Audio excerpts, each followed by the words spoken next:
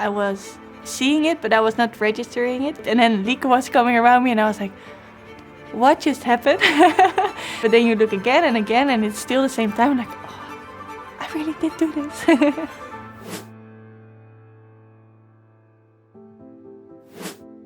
I think I was 8 years old when I started to do track and field. I was interested because my brother was doing it. He was going with my dad sometimes to the track and I was thinking, oh, it looks fun, and I always like to run around, and I think track and field is just nice because you can do anything when you're young. You have to throw, you have to jump, you have to run. It took quite some time to see my talent. I think my talent is also on the lactic part, and when you're young you don't do this. When I was like 13 years old, I had my first nationals, and I came in as number 30. And it was the first time I used my golden pins. And we packed our stuff and it was 60 meters, and yeah, the 60 meters are early in the morning, a bit later, and then late in the afternoon. So we packed, I think, one pair of cookies because I wouldn't make it through the heats. And then the end of the day I was in the final and we had no food with us. And yeah, I think I still remember it because it was the first time I could really surprise myself a lot. And I had a lot of fun because I was together in the final with the teammates. My best friend is still from this group, so this is really special for me. And we just always had so much fun together. All the worries I have, they often go away when I'm running, or back then when I was even still throwing. It's just, I'm so focused on something else and I enjoy it so much that it a bit leaves all my worries behind for an hour.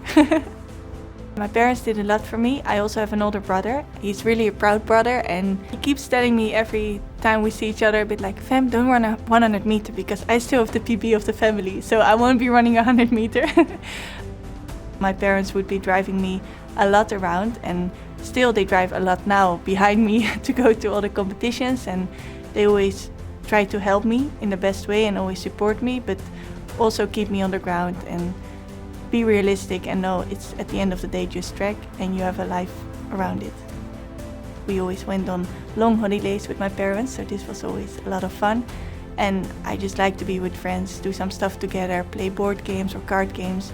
We still do this a lot. Were you competitive when you played these board games by any chance, Femke? Maybe. I can get a bit grumpy, but it's only for 1 minute, so it's okay. But on my first holiday with my boyfriend, I taught him a Dutch game and after it the whole holiday I didn't win it. And we're still together, so I can lose. The moment I really saw I could go on international level was when I ran in Stockholm Diamond League, my 52.3. I was going to the 53s and this was already really good. And the whole year I was also training to hopefully get an Olympic medal. So of course I was already thinking about this, but then when I did this race, it was such a breakthrough for me also to see what I was capable of. And the time was so fast that this was really the moment that I was like, okay, I can compete at the highest level with the best people in the world, and this is something amazing. 21 years of age, Femke Bol, what a talent. Well, my first European Championship was indoor in Torun when it was COVID time. So this was big because it was my first international medal on the big stage. And yeah, I was running fast times, but can also do it at a tournament, especially an indoor tournament. It's pretty tough. So this was really a big moment because it was my first medal. Munich with 3 times gold. It was something so special. Jürgen is out-muscled by Femke Bol, who's on her way to win her 3rd gold of these championships. I think it's one that will stay with me for a long time. What an incredible championships from Femke Bol. I was sitting with my coach and I was like, I'm not sure I can do it. I'm not sure. It was straight after Eugene, the World Championships. I had 2 times silver and he was like, I think you can do it, but you have to believe it, otherwise you won't make it. So I thought about it and I talked with a lot of people, with my coach, with my parents and my boyfriend about it. And I thought, okay, I'm just gonna give it a shot. I think I can do it. What a treat that the programme allowed Femke Bol of the Netherlands to attempt a 400 flat and 400 hurdles double. The 400 meter was the toughest one to win. I had some great opposition, so I was pretty nervous also because I only did one 400 meter in 2 weeks before at the Diamond League. So you have a feeling but don't exactly have the feeling with the 400 yet. So I was nervous, but I was also ready and I knew, okay, it's the start of the big plan. And I really focused on it like task by task, and I was just looking at this race, not thinking too much that the next morning I had another semi-final. And I think just the crowd was so crazy there. It was such a nice atmosphere that I also really got the feeling like, okay, people want me to be able to make this at the end 3 times gold. So it was such a nice feeling, and I felt ready and I knew what I had to do. I knew how I had to execute. So it was just about trying this. Femke Bol, but I feel like Femke Bol is just getting into her running as we hit the 200-meter mark. The graphic in the corner indicating that Lieke Klaver of the Netherlands is in the lead at the moment. I think it worked out pretty well. With 300 we were with 3 together, and I just tried to push it as much as I could, and then of course you see the others and it helps you with the adrenaline and to push, but in the end I was just really focused on myself and executing my race, keeping my form, because that's the way I run the fastest. Ever so slightly, it is going to be a win for Femke Bol, 49.44. When I crossed the finish line I was so happy because I was like, oh wow, I made it, and it was also such an amazing time with 49.4. I didn't expect to run this, so it was so nice, and at the same time I think a few seconds later I was like, okay, first one, we have more to do, but I really tried to enjoy it for a while, like with the victory lap and going through the media and just seeing everyone for a bit, and then I was like, okay, now it's time to sleep and go back tomorrow morning. So this young woman, who's better known as a 400 hurdler, now has the indoor and outdoor European 400 flat title. It's something so special because it's like better than I thought I could do, so I learned that I can do sometimes more than I think I can do, and that's why it's a really special one for me.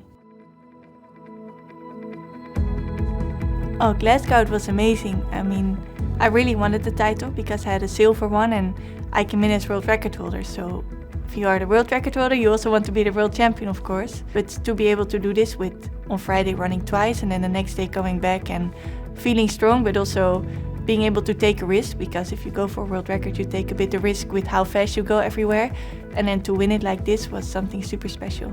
I was seeing it, but I was not registering it because I was also winning. So it was a bit, and then Lieke was coming around me and I was like, what just happened? Takes a moment to go into the head like, okay, you ran this fast. It's sometimes I think like, did I see maybe something wrong or is it up? But then you look again and it's still the same time, like, oh, I really did do this. I especially remember in 2023 when I ran it, the next morning I woke up and I was a bit like, okay, what now? What's happening? I couldn't wrap my mind around it. And I think this year I could enjoy it so much more because I knew, okay, the next morning I'll wake up exactly the same because it won't change a thing about me, but I could wrap my head around it like, okay, I really did such an amazing race and my legs and I could really produce this amazing time, and it makes me enjoy it a lot. It's what you strive for, to become the best you can, and if it's the best ever, it's something amazing. What I love about track and field is that the women are already a lot highlighted, and also how it's now possible that a lot of mothers are coming back and showing how strong we are as women. I really think this is something great and inspiring to see for everyone.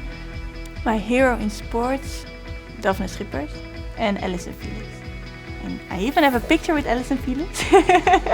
And well, I had the same PB as her on the 400 when I ran my last year the world indoor record, so I thought it was so cool. But yeah, I think she's an amazing athlete, of course, on the 400, on the 200 and everything she's achieved, also what she's still doing now for the sport even though she retired. And then Daphne was such a big Dutch name and one of the first ones in my life to be able to go on the highest podium and become double world champion. What she did is so amazing. So it was always, first times I was walking around Papendal and I saw Daphne Schippers, I was like, oh wow. And what did you say to her? Did you speak to her? No, I was too scared.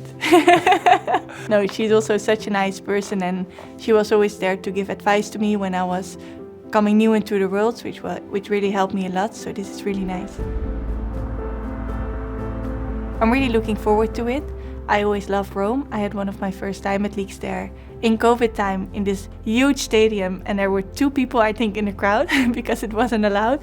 So I think it will be amazing to be there. And also another year I was there and Tamberi was jumping and the crowd went crazy because Italians just go crazy and are so loud, which is so nice. So I'm really looking forward to be able to compete there, and I think it's a great stadium and a great track, so it will be nice to be able to test myself also over the 400 hurdles. I love the warm-up. it's with the great marbles around it, like how you say it, the big statues. It's super nice and it has such a nice vibe for me. And then the weather is good, and I must say the Italians are also really nice. I've run a few times there and they are really cheering for everyone, and they want everyone to do the best, and I think this is really nice about it. It helps that I won't do exactly the same. I won't do a double on 4 and 4 hurdles because that's too much right now. But I think it's also nice. It also gives a nice pressure, and it also shows you like, okay, I have the medal because I've already done it once. I know how I've done it back then and I've learned from it. So this is also something that helps, I think. And yeah, a bit of pressure is never something bad. Yet more Dutch delight. You can always improve yourself. Just the feeling of having a PB, whether it's you become Olympic champion with it or whether you just win a regional meet, it's just a really special feeling that I still have the feeling like I had when I was a kid and I would do well. And this is something really special about our sport.